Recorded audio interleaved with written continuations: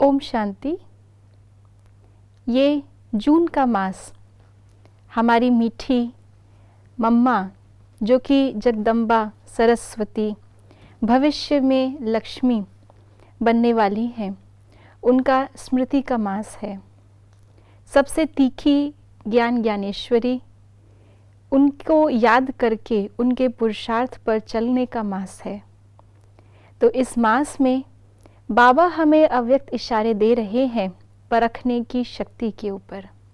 आज 1 जून है और आइए जानते हैं आज के बाबा के अव्यक्त इशारे। आगे चलकर अनेक प्रकार की परीक्षाएं आएंगी। उन परीक्षाओं में पास होने के लिए परखने की शक्ति चाहिए।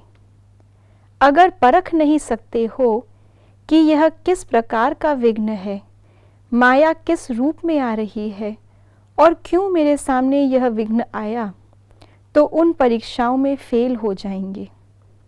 अगर परख अच्छी होगी तो पास हो सकते हैं। जब भी बच्चों के सामने क्वेश्चन पेपर आता है तो सबसे पहले उनको कहा जाता है कि क्वेश्चन को अच्छे से पढ़ो। आंसर करने से भी पहले इम्पॉर्टेंट है कि क्वेश्चन पेपर के क्वेश्चन को हम समझें। तो इसका भाव यही है कि पहले हमें सोचना है, परखना है कि आखिरकार इस क्वेश्चन का अर्थ क्या है, ये क्वेश्चन मेरे सामने क्यों आया, फिर हम उसका हल निकालें। कई बारी हम अपनी एनर्जी पहले ही हल में लगा देते हैं और आगे चल के पता चलता है कि क्वेश्चन ही कुछ और था, उसका कारण ही कुछ और था। तो आज बाबा ने हमें ये कहा है कि हमें अपने परखने की शक्ति को पहले यूज़ करना है क्वेश्चन को परखने के लिए, माया के विघ्न को समझने के लिए। जो आत्माएं न केवल उत्तर जानती हैं लेकिन प्रश्न को भी समझना जानती हैं, माया को भी परखना जानती हैं, बाबा कहते हैं वही वास्तव में नॉलेजफुल हैं। तो माया का विघ्न किस रूप में आ रहा है? कभी सुनहरी रूप में आता है, कभी मोहिनी रूप में आता है, कभी बहुत प्रत्यक्ष रूप में आता है। प्रत्यक्ष रूप को पहचानना कोई बड़ी बात नहीं है, लेकिन माया के सोहनी और मोहिनी रूप को वही आत्माएं पहचान पाती हैं जिनको बहुकाल का अभ्यास है, जिनको बहुत ही स्पष्ट सही और गलत की परख है।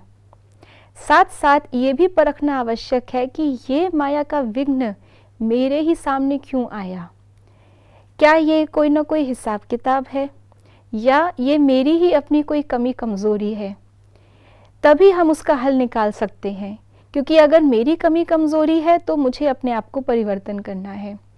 यदि कोई बाहर की परिस्थिति है तो उसमें मुझे उसको हल करने के लिए या तो योग का सहयोग चाहिए या तो किसी अपने संबंध संपर्क में उसकी सेवा करके होना है। कुछ भी तरीका हो सकता है।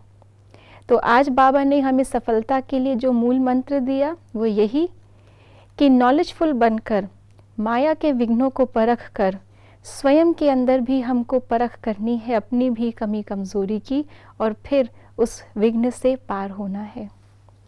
ओम शांति।